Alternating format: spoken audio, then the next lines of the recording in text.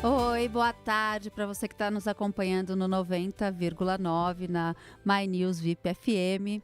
Eu sou a Camila Turim, eu estou aqui com o Hugo Pozzolo e esse é o Viva Cultura. Logo mais, o Viva Cultura também vai estar no ar no nosso canal do YouTube. Ele não vai entrar ao vivo hoje por uma questão de problemas de conexão da internet aqui do estúdio, mas mais tarde a gente solta o programa no nosso canal de YouTube. Então, se você perder alguma parte da nossa conversa aqui ou se quiser ouvir de novo, é só acessar o canal do YouTube do Viva Cultura.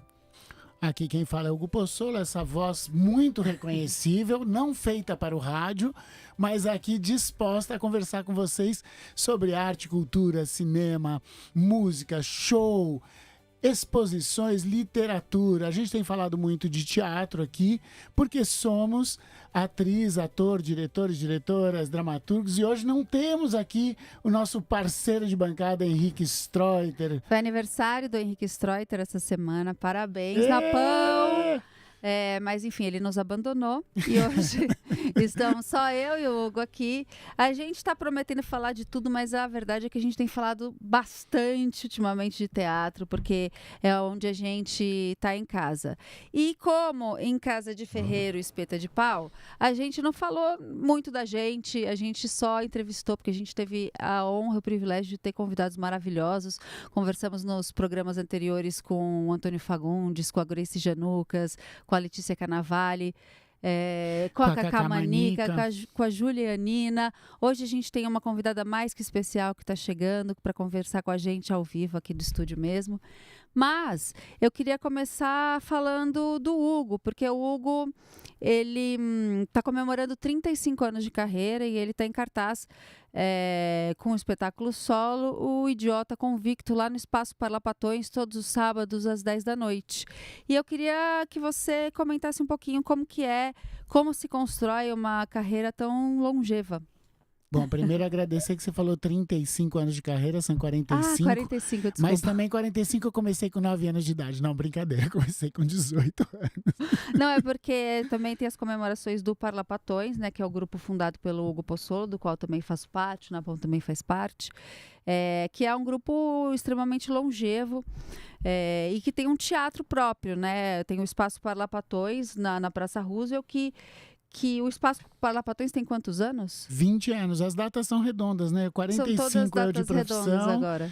20 de Espaço Parlapatões e 35 do Grupo Parlapatões.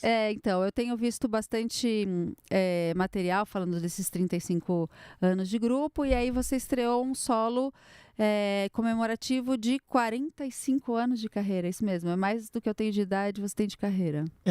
45 de profissão. Eu comecei um pouquinho antes com teatro. Na época chamava amador, hoje em dia a gente chama teatro vocacionado, né? Vocacional. Aquele que você não faz pela sobrevivência. Como é o profissional? Você não faz pela sobrevivência. Eu Você estava se tentando vira ainda dele. entender do que a gente vive, o que eles comem, como eles pagam as contas.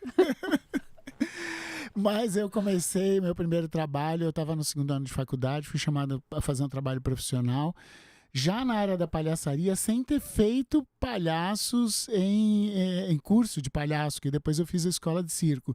Mas comecei contratado para isso e depois fiz um espetáculo que foi muito importante no ano seguinte, que foi 82, que foi com o então presidente da Uni, que tinha feito a reconstrução da Uni, que era o Rui César da Costa Silva. Ele já faleceu, mas foi o cara que liderava a Uni numa época da ditadura. Então, realmente foi um enfrentamento muito grande. E ele, a companheira dele, que era a Rô Reis, que está na Bahia hoje, é uma grande acadêmica lá da Bahia e que tem também um trabalho hoje voltado à educação infantil.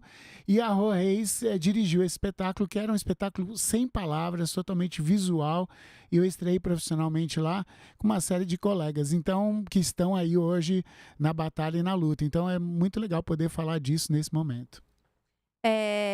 Para quem não sabe, o Hugo Pozzolo ele foi também secretário de Cultura, bem quando deu a pandemia, né? Mas eu fiz esse comentário para te fazer uma pergunta, assim.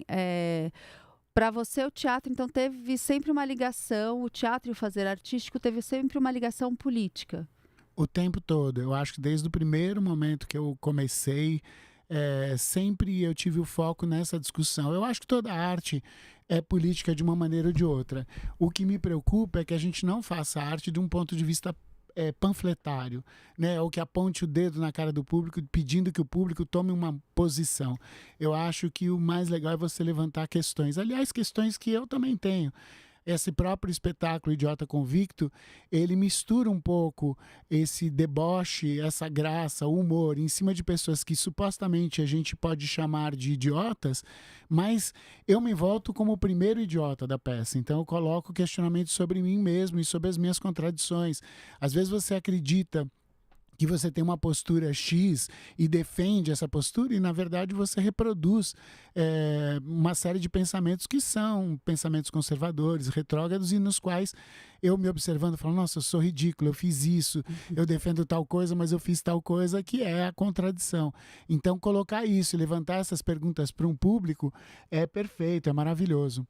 Né? Você poder se expor, se mostrar como idiota e não só criticar aqueles que você acha que são idiotas. E o que é o idiota convicto, né? Porque no release, ali na sinopse, você coloca que é um ator que perdeu a chave de casa e, a partir disso, não consegue chegar no ensaio e vai vivendo vários personagens. Queria que você falasse um pouquinho pra gente desses personagens que você escolheu viver, em especial de um personagem protagonista, né? Que é Deus. Você tem essa fixação com essas figuras onipotentes, onipresentes, com Deus, com o Papa. Queria que você falasse um pouquinho dessa ligação de Deus, o Papa, desse humor um pouco ligado nessa figura religiosa.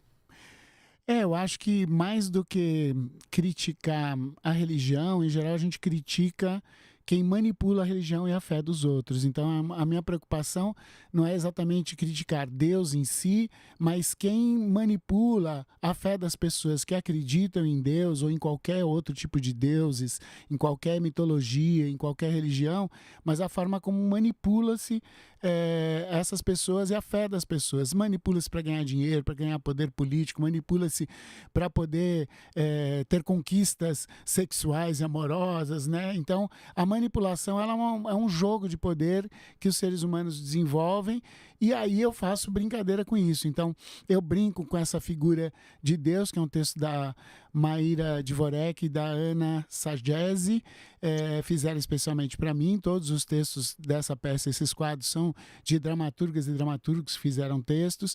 Tem um texto que eu me identifico muito. São todos dramaturgos e escritores brasileiros, né? Sim, contemporâneos, como é o caso, por exemplo, da Michele Ferreira, que fez um texto que ocupa uma boa parte da peça, que é O Homem Fatiado. É um texto sobre um professor de roteiros de cinema. E como eu sou professor de teatro, tem uma identidade aí que se levanta algumas contradições, né, da maneira como as coisas funcionam. E aí a gente vai falando de outros assuntos. Tem um texto do Luiz Alberto de Abreu, que foi meu mestre em dramaturgia, tem texto do Sérgio Roveri, enfim. E aí eu criei esse personagem que está aprisionado dentro do apartamento, que sou eu mesmo, os seus pensamentos sobre não poder ensaiar, não poder se apresentar, e escravo do celular também, porque vai vendo memes e não consegue entender que o mundo mudou. E à medida em que isso vai acontecendo, ele vai rememorando. Então são personagens que ele supostamente viveu ou está vivendo e trabalhando essa memória. A nossa convidada que chegou, maravilhosa, Georgette Fadel. Que honra! A Georgette Fadel é uma atriz maravilhosa que eu admiro demais. Ela é dramaturga, diretora, professora de teatro, formada pela Escola de Arte Dramática, EAD, e ela é diretora teatral também pela ECA. Ela, enfim, dispensa apresentações. Para quem não assistiu Gota d'Água, 20 anos depois, a gente está aqui conversando sobre o espetáculo que o Hugo está fazendo, que é um espetáculo comemorativo de 45 anos de carreira. E aí, ele faz um personagem... A gente já falou, ele faz Deus, né? Porque ele tem essa obsessão com Deus, com o Papa, com essas figuras religiosas e tal. E aí, lembrei também de uma personagem que ele está fazendo, que é um cara que é tipo um coaching de sucesso, né?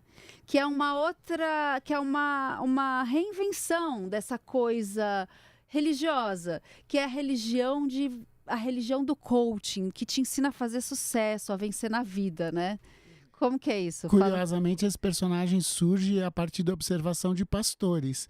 E de repente... Achei que era de políticos, tipo Marçal, esse pessoal que faz essas Mas não parti pra... disso, eu cheguei nisso. Porque, na verdade, eu vi como esses pastores vão manipulando a fé alheia, como eu tinha dito, a questão da manipulação. E aí, ao ver no YouTube coaches, como é o caso do Marçal e tantos outros, eu vi que eles usam a mesma técnica, a mesma tática, né? Eles oferecem um futuro para as pessoas e vão ganhando dinheiro delas em cima da fé de que elas vão melhorar a vida delas. Enfim, se você melhora espiritualmente a vida de alguém, bacana. Mas o que é melhorar ganhar a vida, dinheiro né? com isso, e o que é melhorar a vida é o sentido material dela. E aí nos coaches a ideia já é direta, não passa pela espiritualidade, é ganhar dinheiro mesmo, se dar bem na vida e atropelar as outras pessoas com isso. E aí eu tô falando, liguei isso porque eu tava lendo sobre o espetáculo que a Georgette está dirigindo, que é o Manifesto, que é inspirado num artista chamado Eduardo Marinho, que fala muito sobre isso, né? Sobre a relação do sentido da vida, que a gente é ludibriado pelo sistema capitalista, né? De colocar o nosso sentido da vida nas conquistas. Então, eu queria que você falasse um pouquinho do Eduardo Marinho, da sua direção, do Manifesto também, Georgette. Bem-vinda, Georgette. Ai, gente, ser recebida com essa questão, isso, é um sistema horrível, é um sistema que começou com suicídio infantil, com exploração de mão de obra infantil na Inglaterra. Na Revolução Industrial, né? Assim, quando a gente aprendeu na escola. Isso, né? Começou com o pior, assim, com o pior pra gente, né? Porque eu tenho a impressão que a gente tá numa bifurcação, assim. Acho que tem pessoas que não se importam mais, realmente, com os outros, com as outras, esse negócio, sabe? Então, eu acho que a gente tem se deparado com uma insensibilidade geral, sabe? E é muito cruel, porque a gente está aqui na cidade, a gente está dentro desse sistema. Então, qualquer coisa que eu faça, eu tô dentro do sistema capitalista, né? Dentro desses valores meritocratas, onde é claro que se você faz tudo certinho, é claro que você vai chegar naquela fase do joguinho onde você tem o seu capital acumulado, aqueles seus milhões, e você tá bem, e você tá bem sucedido com a sua mulher, os seus filhos, o seu marido, dentro daquele esquema, daquela família que dá medo. Também essa família convencional, que é muito perigosa, muito esquisita, é um pequeno tanquezinho de guerra. Eu tenho muito medo dessa família branca, convencional, sabe? E a gente vive nesse esquema. Então, assim, para sair desse esquema, como é que você sai? Você vai morar no campo? Você vai morar no meio da floresta? Você tá imbuída disso, você está imbuída nisso, você está mergulhada nessa atmosfera, na atmosfera da meritocracia, do capital, né? Você tem que ter isso para poder ter qualquer coisa, para você poder meditar num bom lugar. Você precisa ter grana, você precisa... E as nossas obras, que não tem nada a ver com isso, acabam tendo a ver totalmente com isso. Então, tudo muito deturpado, muito deturpado. E para você não se sentir completamente miserável, você começa a criar desculpas para si. Sobre como também não é tão mal essa democracia na qual vivemos. E a gente começa a lutar por essa democracia capitalista na qual vivemos. A gente quer garantir o mínimo, né? Então, sim, a gente, sem querer, começa a adaptar o nosso pensamento, a gente também começa a invisibilizar aquelas pessoas morrendo de fome, aquelas pessoas morrendo de frio, aquelas pessoas tendo que usar crack para ter algum sentido para viver, né? A gente começa a ignorar isso e começa a viver a nossa vida e gastar 3 mil num celular, mas se condenar porque deu R$30 no semáforo para aquela pessoa pobre e, pô, preciso parar de dar tanto dinheiro. Eu sou muito generosa, ficar dando 30 aqui, 50 aqui, daqui a pouco vou estar dando R$100. E você vai em qualquer lanchonete, ou você vai comprar um celular, um computador, você pode gastar 20 mil e divide em 12 vezes e acha que tudo bem porque você precisa daquilo. Então, o nosso nível de fetichização, né? Quem cuida mais do próprio carro do que de uma vida humana que perece na sua frente, né? O grande medo do comunismo não é que invadam as nossas casas, né? E tirem nossa segunda televisão. Então você prefere ver uma família morrendo de fome na esquina do que ceder um quarto, sendo que nem é essa a questão, né? Nunca foi essa a Essa questão. é a fantasia É que uma fazem em fantasia que torno se do faz, assunto. Mesmo né? a pior fantasia, né? Que é abrir um quarto ocioso para uma família poder se abrigar, é um pesadelo. Você prefere ver essas pessoas morrerem. Então, isso é o retrato. Uma inversão completa contra a qual lutaremos sempre. Mas você acha que existe espaço para sensibilizar as pessoas? Porque isso é quase como tirar a pessoa da Matrix, né? O que você está falando, porque a gente vive num sistema, um sistema que opera segundo esses valores. E quando e um artista como o Eduardo Marinho, ele coloca uma visão que é muito outsider. Eu fico me perguntando, é possível tocar, como pensando só no microcosmo de um espetáculo, como vocês constituíram essa história, você e o Lee, o texto é dele também, né? O texto é do Lee Taylor. O projeto todo é do Lee, a vontade de abordar o Eduardo do Lee, o contato mais próximo é entre o Lee e o Eduardo é um cara muito coerente, né? Ele tinha ali tudo de bom, mas ele via que, por exemplo, uma pessoa ali bem pobre, ou até mesmo garçons dos lugares que ele frequentava tal, estavam ali conversando tal, mas quando ele chegava perto, por ser de uma outra classe social, a conversa mudava, as pessoas não eram mais sinceras, existia um abismo. E ele começou a olhar para isso, começou a se perguntar, como qualquer criança pergunta, né? O que é isso? O que é aquela pessoa caída ali, né? E tal, e isso nunca sumiu do coração dele. Então ele tentou trabalhar no Banco do Brasil, tentou ir pro Exército, e ele ia reparando nesse sistema todo de controle social, de absurdo, e o cara começou a ficar muito infeliz. E aí ele começou a ficar com medo de perder a vida. Ele fala literalmente isso: eu tô perdendo a minha vida, eu prefiro morrer do que viver dessa maneira, nesse lugar onde pessoas não comem e eu como, onde existe essa violência, esse treino para violência que ele assiste no Exército e tal. E aí ele abandona a casa, abandona tudo, a família deserda ele, assim, rompe com ele, e ele sai e vai morar no papelão. E aí mais pra frente tal, descobre o desenho, descobre frases, né, em camisetas e tal, começa a viver disso, um trabalho super artesanal, recebe uma herança de uma tia, ele fala, até aí a gente é privilegiado, né, quando você tá lá, depois de 30 anos vem uma herança da tia que te permite comprar uma Kombi, né, que a moçada não tem, né.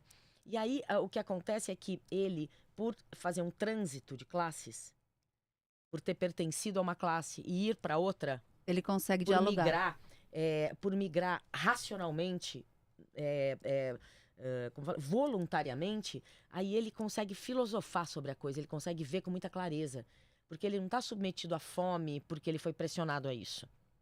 Entendeu? Ele está submetido à fome em algumas noites porque ele resolveu sair da casa dele, que está ali, sabe, Lagoa Rodrigo de Freitas, entendeu? Não, é uma decisão. Então ele vai, e o jeito que ele conversa com as pessoas, o tipo, me dá um prato de comida, eu tenho fome, você tem comida, me dá um prato de comida. Não acredito que você não vai me dar um prato de comida. Eu posso trabalhar para você. Não, mas não preciso de nada. Ah, então me dá comida, porque eu ainda tenho fome e tal. Então a maneira dele negociar a comida e tudo é outro lugar, porque ele tem uma dignidade garantida de quem nasceu, estudou, teve todas as oportunidades e decidiu sair. Então ele tem uma visão interclasses que revela muita coisa. Então tem uma lógica que pode tocar, sabe? Eu fiz um trabalho uma vez com o mestre Amir Haddad, né? Trabalha muito na rua e trabalha muito com os moradores de rua. E aí ele sempre falou muito isso, que a gente olha o morador de rua muitas vezes como alguém que simplesmente foi achatado pela pobreza e ficou na miserabilidade. Quando muitas vezes algumas dessas pessoas saíram para romper com todas as estruturas familiares e de poder que tinham em torno delas para poderem ter algum tipo de liberdade que não alcançavam nas suas vidas. Claro que isso também muitas vezes é associado ao uso de drogas, álcool, crack, o que for, que a pessoa também quer ter essa liberdade. Isso se mistura em muitos casos, né? Mas é como é essa ruptura, e a gente está falando aqui, parece que é um exemplo ou outro, mas na verdade a condição da população de rua que só aumentou em São Paulo, e da pandemia para cá de maneira muito rápida, né, expandiu muito, então é muito assustador e que a gente não tem olhar sobre isso, né? A sociedade fica completamente ignorando isso. Eu lembro do padre Júlio Lancelotti falando numa entrevista uma vez, fala assim, a maior parte das pessoas não abre o vidro de medo e não olha para uma pessoa que é só uma pedinte. Porque quem for assaltar quebra o vidro. E hoje em dia essa é uma realidade. Quebra-se o vidro, né? Então essa diferença, assim, de a gente não dar sequer o olhar para a pessoa, não é dar dinheiro. Compactuar com a pessoa e falar, puxa, tá ruim a situação, né? Nem isso a gente faz mais. É porque esse olhar significa perceber e reconhecer o outro como um ser humano, como um indivíduo que deveria ter o mesmo direito às coisas básicas, né, que você. Mas a gente se impede, porque se você olha, né, o Eduardo Marinho, o Li, fez uma seleção muito boa dos textos dele, né, trabalhou muito lindamente, assim, em cima dos textos do Eduardo, e a peça quase que começa com isso, que quando eu era criança, eu olhava e via. Você olha e vê. E aí, quando você vê, você faz o quê? Aí você viu, você vê, você entende, você sabe o que está em jogo ali. Você se pergunta por que eu tô aqui dentro desse carro e essa pessoa não. E o que você vai poder fazer? E aí, todos os sentimentos que vêm disso, de impotência, de indignidade e tudo mais, né? De que cidadã que eu sou, né? Se eu permito que essa pessoa passe frio, né? Os egípcios falam, né? Que assim, o parâmetro para você passar pelo portal da morte, né? Com algum direito à vida eterna, é você deixou alguém passar fome? Né? É o básico, é um parâmetro básico, não deixar ninguém passar fome na sua frente. Você tem uma comida, você divide. Então é muito louco o mundo que a gente está vivendo, porque é uma Atlântida, né? Assim, um fim de mundo, onde a fome do outro não é algo comovente. Não só a fome, né? A gente está assistindo todas as guerras, tudo que a gente mais, assiste, né? é muito difícil continuar a olhar, porque também existe um sentimento de impotência, né? O que você pode fazer? E como é que você não adoece se você resolve olhar para todas as coisas que estão acontecendo? Porque também pode gerar um adoecimento psicológico, né? Quando você não tem potência para reagir ou para ter alguma ação. É que as instâncias coletivas podem salvar a gente disso. Então, porque se toda essa carga cai sobre um indivíduo, isso é insuportável. Mas se a gente tá em turma, sabe? A gente também divide essa dor e, pelo contrário, se alimenta na alegria de resoluções, de criar resoluções, né? Essa é sempre a proposta, que a gente nunca se canse de conversar, que a gente nunca se canse de debater, que a gente nunca se canse de agir juntos, juntos. Porque se a gente se cansa disso e se fecha nos apartamentos, né, que servem para nos apartar realmente, a gente tem muito pouco convívio, inclusive praças e tudo, né? A gente está com... As praças estão um pouco privadas, né? Então, sim, é o que está acontecendo agora, os parques, as praças, né? Isso é um outro assunto, a gente pode fazer um programa sobre a Prefeitura de São Paulo e as praças, os parques, enfim. Mas aí, essa coisa do olhar, né? Em paralelo com um morador de rua ou com um artista tão radical quanto o Eduardo, mas de alguma maneira eu acho que nós temos, quando a gente escolhe ser artista num país que não tem garantia nenhuma de nada, que não existe não existe política e nenhuma sociedade que valorize exatamente o que a gente faz, de alguma maneira está à margem da sociedade, né? Porque e como que se dá essa... Acho que não é uma escolha, né? Porque talvez, eu acho que é mais do que uma escolha, é impossível não ser isso. Porque eu acho que todos os desafios, não sei você, Hugo, mas se você pudesse não ser isso, você talvez não fosse, sabe? Pudesse ter uma vida mais tranquila, mais confortável, mas depois que você vê e que você experiencia a liberdade, a criação, e depois que você vê, você não consegue mais desver, né? Eu acho que, sei lá, na juventude a tentação de ceder, assim, entre aspas, ao sistema, porque, como disse a Georgette no começo, a gente faz parte disso, a gente está inserido no mundo capitalista, a gente vai sobrevivendo e vai criando os nossos mecanismos de defesa para se explicar e se justificar, Mas eu fui muitas vezes questionado, por que você não faz publicidade? Por que você não vai trabalhar em outra área? Por que você não presta um concurso público? Eu cursei jornalismo porque eu queria escrever, mas eu não queria escrever jornal. Eu queria escrever poesia e peças de teatro e romances, né? Então esse era o meu foco, aprender e conviver com pessoas que escreviam. E eu acho que eu aproveitei muito bem minha faculdade, especialmente na hora do bar, do intervalo, que era onde conversava com os amigos que faziam a mesma coisa. Mas, enfim, eu acho que é isso. A gente, quando entende que esse processo criativo é um processo de diálogo, de cidadania, porque a gente falou antes até, a força política, né? A gente está lidando com jogos de poder. A expressão artística é um jogo de poder. Ele é achatado por um poder maior que é o poder do dinheiro, poder do capital, poder político, mas ao mesmo tempo ele é um poder, por isso que se tem tanto medo dos artistas. Sim, eu queria exatamente ligar com isso. Né? Por que a extrema-direita sempre criminaliza a cultura, né? Por que a cultura, o teatro, o cinema se tornaram inimigos políticos da extrema-direita? Vocês não veem um pouco assim, meio simples, como uma dicotomia, uma oposição como duro e mole? Sabe assim? Sabe uma coisa, a gente não quer ser cada vez mais permeáveis, cada vez mais porosas, cada vez mais observadoras de outras realidades, de outros mundos, de outras possibilidades. A gente não pressente que a gente não entende nada de nada e que a gente tem que aprender tudo e que está tudo por criar. E que, portanto, se aparece uma coisa diferente na minha frente, eu vou dizer, não sei nada ainda sobre isso. Deixa eu ver, deixa eu olhar, deixa eu poder olhar para pensar. Deixa eu olhar para sentir, deixa eu ouvir, deixa eu pegar, enfim. Né? A gente mesmo não se alonga, não quer criar coisas diferentes e se incomoda quando chega num lugar e está muito estático. E o nosso Deus é o Deus da mudança, do barulho, né? Da quebração de tudo. Da festa, do transe, para poder chegar em outros mundos ou em outras percepções desse mundo, enfim. E do outro lado, da extrema-direita, o que a gente vê?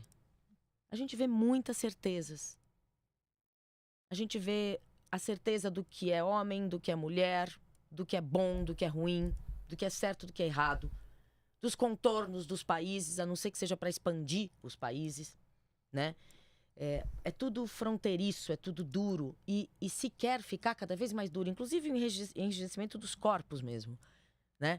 Então as pessoas não estão querendo ser mais flexíveis e porosas, estão querendo fechar a musculatura, estão querendo poder bater no outro. Existe até um padrão estético, né? Assim, padrão de estético. Rosto, de procedimentos estéticos, de cabelo. Existe um padrão. E mobilidade. Você vê muitas atrizes, muitos atores, eu não tenho nenhum preconceito com isso. Mas você vê pessoas se enrijecendo na expressão com botox, com coisas, e daqui a pouco a gente vai ter pessoas que quando riem estão assim, e quando choram estão assim, e a gente começa a entender uma diferenciação mesmo das que estão buscando mobilidade e das que estão buscando rigidez, estática. E aí eu sinto que a gente vai chegar em espécies diferentes. É isso que eu acho. Inclusive espécies que não vão se reproduzir, porque isso que são duas espécies diferentes, né? Quando começam a não se reproduzir entre si, não procriar. E eu acho que isso hoje em dia para mim é uma coisa assim, você é de extrema direita, então eu não posso copular com você. Não, é impossível. É isso, eu não posso gerar um como você, porque você é alguém que diz para uma espécie cujo filhote se chama criança, que é um substantivo do criar, você está querendo me dizer o que é certo e o que é errado? Agora? Em 2026? Você vai dizer que mulher tem que fazer isso e homem tem que tal, você vai dizer que existe isso como uma coisa final? Todas as coisas, religiosas ou não religiosas, né? A maneira de viver, a tal da meritocracia, né? E eu acho que tem literalmente isso, duro e mole, poroso e fechado. E a gente vai escolhendo os nossos lados. Quem tem muito medo tende a fechar. Quem aceita a condição humana, porque eu acho que a diferença é essa, né? A condição humana é de mobilidade. É da impermanência, né? É de impermanência. Então quem quer parar tem que matar alguém para poder parar. Entendeu? Quem quer que a coisa se mova, deixa se mover. né? Porque a morte tá aí. A morte move tudo, a vida move tudo, né? Eu acho que tem um aspecto que acaba pegando a gente aqui falando assim, né? É a extrema-direita. Na verdade, houve um avanço no mundo do fascismo, de uma retomada daquilo que tornou o mundo terrível no século passado, que foi a Segunda Guerra Mundial. Um confronto absoluto de poderes muito militaristas, muito impositivos, de conquista de territórios, de avançar fronteiras, de querer dominar o outro pela força. Então, isso que acontece hoje ali na disputa dos Estados Unidos com o Irã, é a imposição dos Estados Unidos em relação a todo o Oriente Médio. O que acontece com todas as atitudes, por exemplo, do tarifaço que o Trump faz, é uma tentativa de domínio sobre todas as regiões do planeta, que é um domínio imperialista. E isso se justifica, e a gente acaba normalizando a extrema-direita. Não, é mais do que isso. A extrema-direita significa o avanço do fascismo e do nazismo. Foram coisas que já tentaram destruir o mundo anteriormente. E quando a gente fala em humanidade, tá, parece que a gente está tendo um papo só solto, lírico, poético. O nosso enfrentamento artístico joga para esse aspecto poético, para as pessoas entenderem o que essa humanidade pode ser mole, porosa, flexível, que é o que a gente gostaria. E questiona as pessoas, por que você está aí aceitando essa dureza que inclusive te atinge, que inclusive te oprime, que inclusive faz o preço das coisas subirem, porque vem um tarifaço aí. Então, é esse entendimento que às vezes quando se fala assim, polarização, disputa ideológica, gente, tá longe disso, tá dentro de um contexto que é como iremos sobreviver e viver bem, porque ninguém está focado nisso, ninguém está voltado a isso, os discursos estão diluídos, né? Perfeito. Temos um silêncio. Silêncio, agora o que não pode acontecer no rádio, né? O bom, gente, é que a gente tá no rádio e tá no YouTube, é um pouco rádio, um pouco podcast. Então, permite tudo exatamente essa novidade que é boa pra gente também. Ô, Georgette, você tem uma ligação com o Aikido, né? Vi que você vai dar um workshop de teatro e Aikido. E aí queria que você falasse um pouco disso também, dessa construção do corpo, dessa ligação com a arte marcial. Como que isso se dá no jogo teatral para você? Por que você usa o Aikido? Eu praticava Ashtanga, Vinyasa Yoga por muitos anos, e a coisa da repetição, da mobilidade, de entender os limites do meu corpo. E eu queria saber para onde vai o Aikido. Então, a gente sempre tem que dar uma escolhida em alguma coisa para praticar, né? A gente tem... você sai da escola de teatro, onde você tem ali aquela prática, aqueles apontamentos, só que você tem que ficar praticando o tempo todo, ainda mais quando você está envelhecendo, né? Você não para, o corpo não adquire um conhecimento e você pode sossegar, né? Então, você vai estar em cena, você precisa estar bem. E esse estar bem não é só estar sem dor, estar inteira, mas estar muito consciente dos desenhos, né? É o que a gente faz, basicamente é o que a gente faz.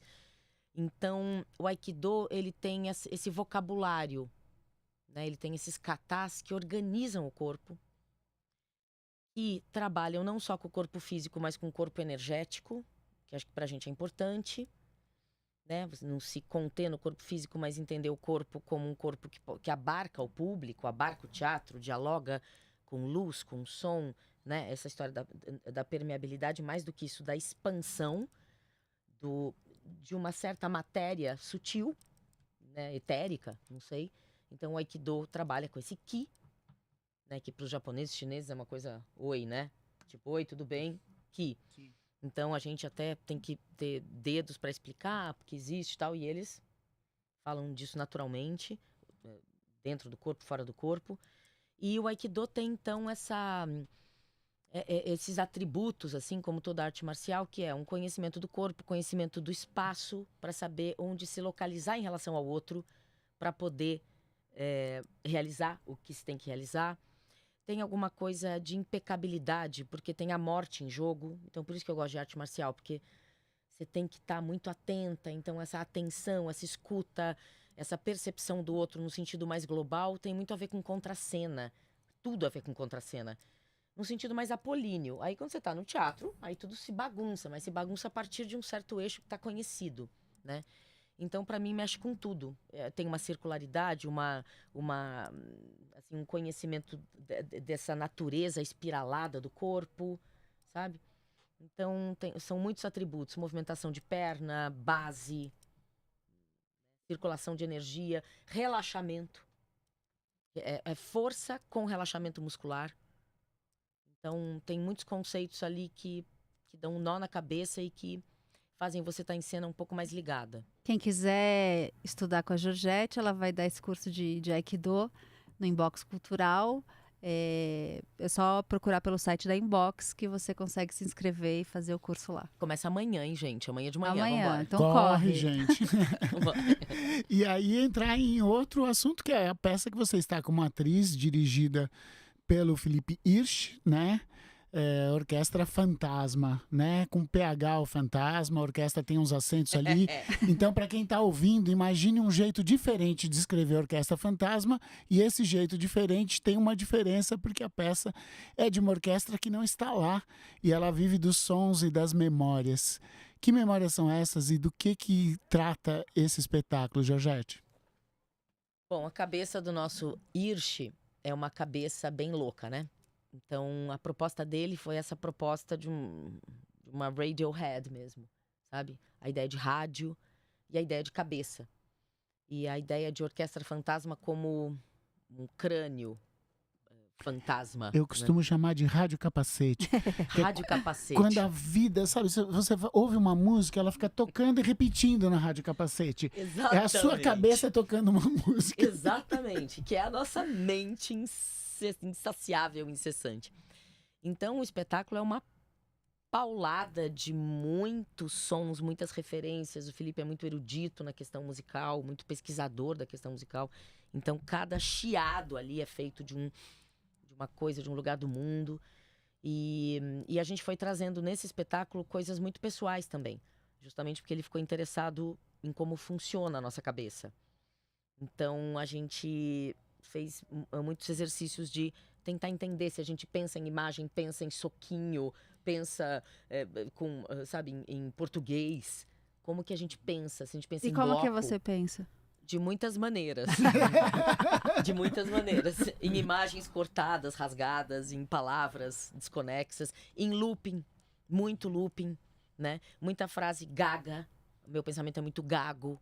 A gente foi reparando em muita coisa. Eu tenho muitas janelas abertas em todos os lugares. Se você abrir o computador, então, às vezes eu limpo o computador, mas não consegue, vai pipocando coisa e Conversar projeto. com a Camila, às vezes você tem que perguntar assim, qual é o assunto dessa vez? Porque ela muda de um pro outro, você fala, vou abrir outra janela e a gente vai em frente. Então, a peça é exatamente isso. É uma abertura de janelas, um material bem sofisticado, bem bonito. Pascoal da Conceição falando o livro dos mortos tibetanos, entendeu? Então, assim, um material muito diverso, justamente porque a nossa cabeça vai para todos os lados mesmo. Então, ele fez uma orquestração de vários tipos de coisa. Roberto Stradalva está o tempo todo tentando acalmar a mente, tentando limpar essa mente, meditar. Eu sou uma barulheira mental, com muitos pensamentos que eu tento organizar e tento disciplinar. Então, cada intérprete foi para um lado, assim, do que poderia ser esse palco vazio, essa cabeça vazia, onde tudo acontece, né? Um panorama mesmo. Né? De uma maneira ou de outra, quer dizer, acho que é uma tendência de uma dramaturgia contemporânea ser a expressão de pensamentos, né? É muito narrativo e muito performativo nesse lugar, porque sempre coloca quem está em cena, de uma maneira ou de outra, expressando essa ideia do pensamento, seja de uma personagem ou seja de si mesma, né? E me parece aí que você fala do Roberto Stradalva e você fizeram o espetáculo anterior do Felipe do lá Avenida do Paulista, Avenida né? Paulista, no SESI, né? De uma certa maneira, há um diálogo coletivo que vai se dando no teatro nesse convívio. Como é que vocês chegaram nesse trabalho? Veio realmente da Avenida Paulista desse convívio? O Felipe, eu tô trabalhando com o Felipe há uns 12, eu tô falando 12 anos há 20 Há 10 anos. anos. Sei lá. Tô trabalhando com ele, a gente nem sabe muito bem porquê, mas ele realmente, a gente tem uma parceria muito legal. E ele, na verdade, ele é o centralizador, né? É o brinquedo dele, a gente brinca, né? É o brinquedo dele. E que a gente participa de uma maneira muito gostosa desse parquinho que ele proporciona, né? Então não é um um dono da bola que segura a bola e não deixa a gente jogar. Ele é um dono da bola que joga bastante a bola pra gente, né? Então, nesse processo, eu reencontrei Caco Ciocler, eu reencontrei Rodrigo Bolzan, eu reencontrei Maha Descartes, pessoas assim da EAD, ou que você faz um trabalho na vida e nunca mais.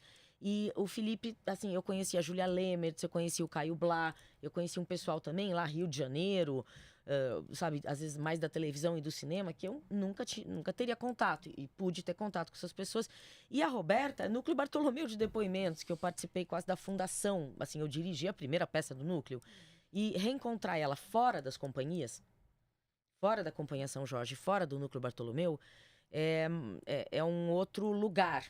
Mas, ao mesmo tempo, a gente é Companhia São Jorge e Núcleo Bartolomeu, ali dentro, trabalhando com o diretor Felipe Hirsch. Então, a coisa não desmonta dentro da gente. O que ele quer da gente são as companhias. Essa é a questão.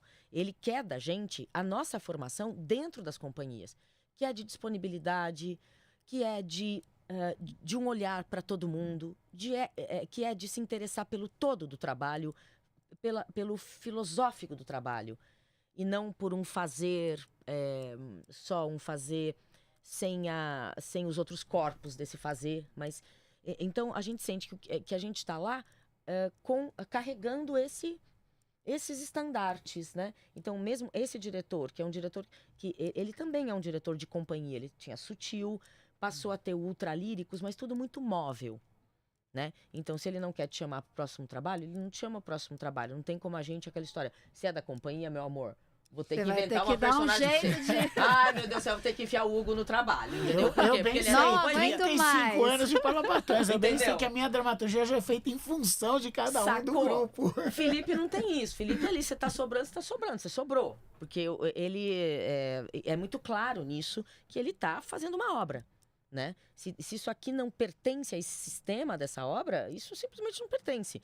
Né? Na São Jorge, a pessoa não pertencia a nada, mas tava ali. Entendeu? Quase que a gente acabava com a peça para ela poder pertencer. Né? E já aconteceu várias vezes, gente, não tô me encaixando. Tá bom, vamos mudar de peça, vamos mudar o projeto para você se encaixar. Então, são lugares diferentes, com aprendizados diferentes, e dá pra gente se exercitar e se entender dentro dessas obras de maneiras diferentes também. Então, minha relação com a Roberta, por exemplo, realmente a gente se encontrar no Bartolomeu, na São Jorge ou no Ultralíricos, que agora não é mais Ultralíricos, porque é um outro momento, a gente que ainda não existe nome, são experiências diferentes, mas ao mesmo tempo a mesma. Ao mesmo tempo a mesma. Porque eu sinto que a gente vai meio casuono na vida, sabe? Você vai fazendo um monte de peça, mas como aqui no Brasil você não consegue ficar pesquisando 5 anos uma coisa, você faz 300 peças nesses 5 anos que são aquela pesquisa. A mesma peça. Sabe? Você fica trabalhando com aquele bando de gente. Você pega um pouco daqui, um pouco dali. A Roberta Spoke, no corpão dela, tal, já observa aqui, tal, que ela aprendeu. Quando eu tô vendo, eu tô fazendo aquelas 30 peças que eu tô aprendendo a mesma coisa ali. Eu tô criando aquela massa ali. Né? Então... E o que acontece com a gente, né? Que as temporadas estão cada vez menores, a gente tem que fazer editais... Faz um edital para fazer 12, 20 apresentações, e aí sobra com aquele cenário para guardar. E do que eles vivem? O que comem? Como se reproduzem? Eu acho que quando a gente opta por ser artista, né? Todos nós 3 aqui sabemos, e eu acho que quem está ouvindo e que tem curiosidade disso, sabe que a gente opta por uma vida que é um pouco missionária. Você sabe que você não vai tirar daquilo grande coisa material, mas que você vai ter uma realização muito grande nesse diálogo e nas coisas de cidadania que a gente estava falando. Mas acontece que as políticas públicas no país nunca foram voltadas para a questão da arte. Nós temos um país que foi colonizado, por uma colonização de expropriação, de sempre o que interessa aqui é você pôr a mão na cumbuca e levar embora. Então, isso culturalmente pegou a nossa formação, né? E aí não se pensa em coisas que são estruturadas para continuidade. Em alguns momentos a gente consegue construir isso.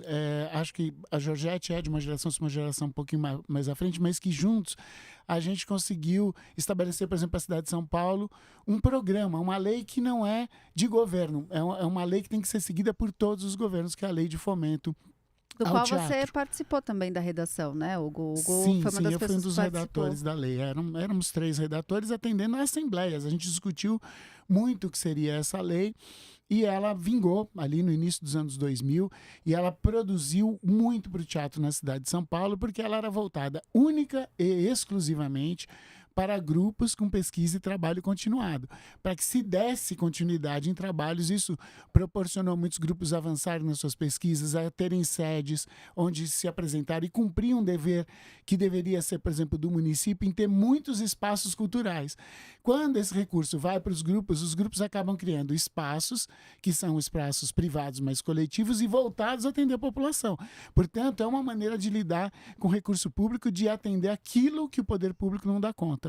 Mas, enfim, só para clarear um pouquinho a mente e iluminar um pouquinho o que significa é que, depois de muitos anos, 20 anos, obviamente, esse projeto ele ficou estreito para o total da produção. Em um determinado momento, se criou uma outra lei, a Lei Zé Renato, em homenagem a um grande artista do teatro de arena, o Zé Renato, e em homenagem a ele para produções eventuais. Ou seja, todo mundo tem o direito de se juntar de uma vez, fazer uma peça e depois não se juntar mais. Um produtor independente quer fazer uma peça, pega um texto de um autor, um diretor, junta um grupo e faz. Então, existe também essa outra lei do Zé Renato. Só que no jogo de manipulação política, para poder dizer que o fomento é muito recurso e na verdade é pouco, portanto, de teatro de grupo que tem na cidade, deveria ser ampliado como recurso, porque aí todo secretário de cultura é obrigado a cumprir. Eu fui secretário de cultura durante a pandemia e eu cumpri, porque é importante você cumprir a lei. Se um secretário não cumprir a lei, ele vai ser acionado pelo Ministério Público sobre isso. Ele vai ter que prestar contas ao Tribunal de Contas do município. Então, ele tem que cumprir, porque não é uma política de governo, é uma política de Estado. Falta isso em termos estaduais, federais, isso seria um exemplo. Acontece que hoje a discussão é assim, ali é muito recurso, está indo só para os grupos, não tem outras produções. Tentam jogar numa vala confusa e não comum, para a população não entender. Então é importante a gente deixar bem nítido que uma coisa é o programa de fomento, que é um programa muito amplo, muito importante para os grupos da cidade de São Paulo, como também existem outros mecanismos, né? Agora, esses mecanismos acontece que, assim como o mecanismo de incentivo fiscal, e um dia a gente fala com mais tempo sobre isso, todos eles acabaram tornando a nossa sobrevivência fora do valor do ingresso. Hoje, não é o público exatamente que sustenta os espetáculos de teatro, na sua maioria são sustentados com exceção do Antônio Fagundes, né, que consegue fazer essa proeza maravilhosa. Mas o valor do ingresso foi caindo o valor em relação ao que é feito, cada vez mais barato, a população tem que ter direito a um acesso maior e cada vez mais barato, mas precisa isso ter subsídio estatal. E, em contrapartida, assim, a gente escuta muita gente falando que não vai ao teatro porque o teatro é inacessível. Mas não é, porque a gente tem feito muitas produções, o Sesc tem muitas peças com preços acessíveis, a Jujete está lá em cartaz na Orquestra Fantasma no Sesc Vila Mariana, a gente produz espetáculos com ingressos gratuitos. O que acontece é que essa informação não atinge as pessoas. Então, acho que esse trabalho que a gente está fazendo aqui na rádio é para que as pessoas saibam que elas podem ir ao teatro, que existem lugares onde elas vão pagar SESI, muito né? pouco. Tá sempre lotado, né? O Teatro Popular do SESI, aquele palco imenso, assim, não falta público, né? Acho que tem mil maneiras, né? Acho que tem mil maneiras. Aí ir lá e falar, gente, vamos ver um negócio, e enche o ônibus e vamos embora. Tem o famoso boca a boca, né? Do tipo, olha, você não pode perder uma experiência X. Eu não sei como, eu só sei que nunca morre esse negócio, tem público sim. A gente, de vez em quando, carece de falta de público, porque também tem, além de ter muita coisa, com certeza, as nossas, tem o guia off, né, que permeia um pouco, mas realmente a gente não fica sabendo, as pessoas fora do nosso métier, às vezes não ficam sabendo, essa divulgação nem sempre é eficaz, tudo isso, existem as facilidades da internet hoje em dia, que deixam as pessoas distantes das salas até de cinema, mas eu acho que o teatro é sempre um refúgio. Quando você está no desespero, você quer ver gente. Você quer ver gente de carne e osso na sua frente. Você vai... eu acho que o teatro ele é um refúgio para a solidão. Eu conheço gente que vai ao teatro para ver gente. Não as pessoas só ao lado, mas ver gente viva, em cena. Gente que preparou alguma coisa para você. esse tipo de carinho, esse tipo de relação, né? Você vê aquele ator que treme para entrar em cena para você. E isso é uma coisa impagável, assim, né? Que você não tem com tela nenhuma, que tá ali, daí essa distância, né? E quando o ator entra em cena, ele de qualquer maneira pode ser na biboca da biboca, ele entra, né, com aquele presente. Então, sobre essas políticas de formação de público, de arrebanhar a galera para vir pro teatro, a gente faz de tudo e acho que tem funcionado. Porque o negócio não morre, não. E quando você vê, tem casa cheia. Sempre tem algum lugar que tem casa cheia. Mesmo o Sesc, que o Sesc tá R$90 o ingresso para quem não é comerciário. Não sei como é que é o lance. Então, não é barato. Para mim, por exemplo, R$90 é dureza, né? É meia, 40. Então, assim, não é tão barato o Sesc, mas tem várias maneiras de ser mais barato no próprio Sesc, né? Que tem muito Sesc. Essa questão do Sesc também é polêmica, né? Também é uma discussão entre a gente, assim como o Rouanet. Tudo é muito, né?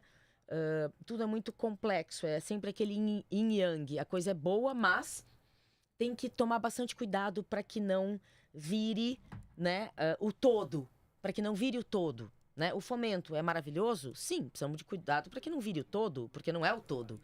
Diz respeito a um tipo de produção. Zé Renato diz respeito a outro tipo de produção. E precisamos de 25 mil outras leis para abarcar a imensa produção que a gente tem e que, às vezes, por ter pouca condição, é considerada ruim. Muitos grupos têm tão pouca condição de realizar que fica com tão baixo acabamento do próprio trabalho, porque, pô, a gente, é isso que é. É uma obra involutiva, você tem que trazer lá das ideias, mas realizar. Se você precisa de um copo, você precisa de um copo. Se você precisa de um figurino X, você precisa de um figurino X. Então a gente vai fazendo meio de qualquer jeito a coisa sem nenhum tipo de possibilidade material. E o que acontece é que quando você vê, o povo tá falando que teatro de grupo é ruim. Que teatro de grupo é mal acabado. Que é um teatro de baixa qualidade. E não, as pessoas são cada vez mais sem dinheiro e sem tempo, que é o grande assunto de hoje em dia, né? O tempo que se tem para produzir e pesquisar. Sem dúvida, eu acho que essa questão do tempo é muito forte no sentido de você poder investigar com tempo, apresentar com tempo, o público ter o tempo para te ver, as peças vão encurtando de tempo e parece que você tem que ir lá e ter um objetivo de consumo, entrou, saiu, né? E quando uma peça tem um tempo maior, passa de 1h30, 2, 3, né? O Orquestra Fantasma tem 3 horas, né? 3h10. Então, como é que você abandona, assim, aquilo que te consome de tempo, como, por exemplo, o celular, que para olhar uma imagem 3 segundos, ela já vale alguma coisa, né? Então, como é que você redimensiona o tempo, tanto para elaborar algo, quanto para poder apresentar e poder ver e desfrutar. Então, essa dimensão do tempo hoje é uma questão importantíssima para a gente parar e pensar. Eu acho que a gente está na terceira conversa aqui, na terceira edição do programa, e tudo que a gente tem falado é sobre o tempo. E estamos chegando no fim do nosso tempo aqui. Faltam 3 minutos para encerrar. Coincidentemente, estamos falando do tempo. É que ele tá acelerado, porque a gente tá acelerando ele. Não é que o tempo, a gente tá acelerando ele. Então, para encerrar, queria que a gente desse... A gente está sem internet, então eu não consigo dar precisamente os serviços dos espetáculos. Eu ia pedir para vocês darem o serviço dos espetáculos. O Manifesto estreia na Funarte... Estreia na semana que vem já, gente. Vai ser no dia 22, 23. Exatamente. Eu vou pedir para vocês entrarem. Dia 22 tem a pré-estreia, estreia dia 23 na Funarte. Isso, na Funarte em espaço aberto. É uma Kombi, que a gente assim reproduziu a Kombi do Eduardo Marinho mesmo. Então é bem legal. Apareçam, é um texto importante de ser ouvido. E o Lee Taylor é um ator ótimo. Que fez um trabalho dramatúrgico também muito bom, então a gente espera vocês lá. Entrem no Instagram, Manifesto, e ali vai ter todos os dados. E agora, a Orquestra Fantasma? Orquestra Fantasma, nossa, segue, e tem quarta-feira também agora, tem uma sessão às 3h.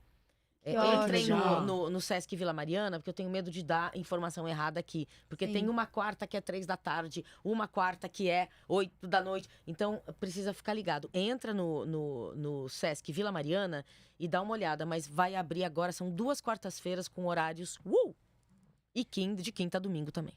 Bom, e o Idiota Convicto está em cartaz lá no Espaço Parlapatões, minha casa, lá na Praça Roosevelt, aos sábados, 22 horas. Todos os sábados até o final de agosto? Não. quase todos os sábados. Dia 1º de agosto eu não faço lá, mas Gente, vai até o boa final de quinta-feira agosto. pra vocês. Aproveitem a programação cultural da cidade. Saiam de casa, saiam do celular. Obrigado! Uhul, Tchau. obrigada. Obrigado, Georgette. Queridos, querida.